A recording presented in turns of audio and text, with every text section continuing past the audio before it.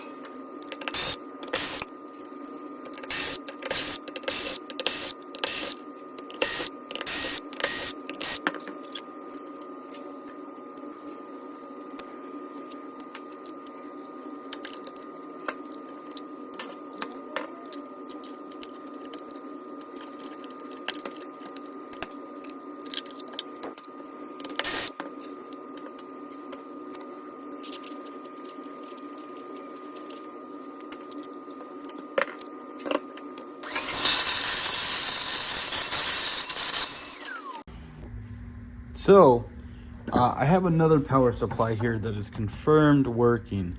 We're just gonna go ahead and instead of messing around with this one, I went ahead and recorded like a little bit of me messing around with the multimeter, and I just kind of chalked it up.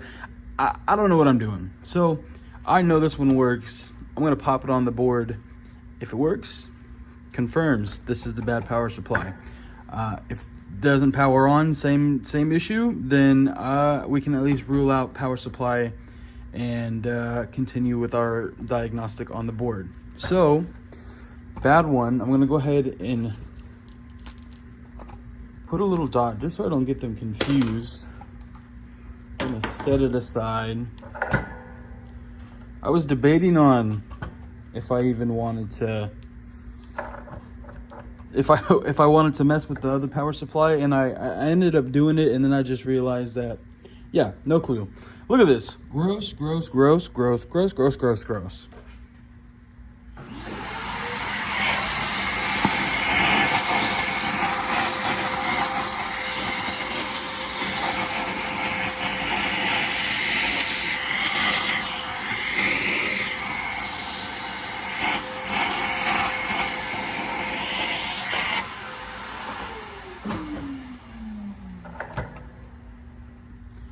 All right, for now, that is all we need.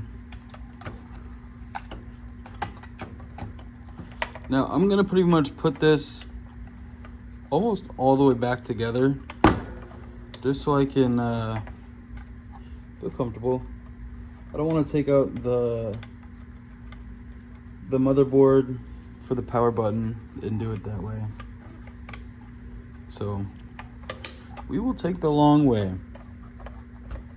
I'm gonna go ahead, I'm gonna pause this.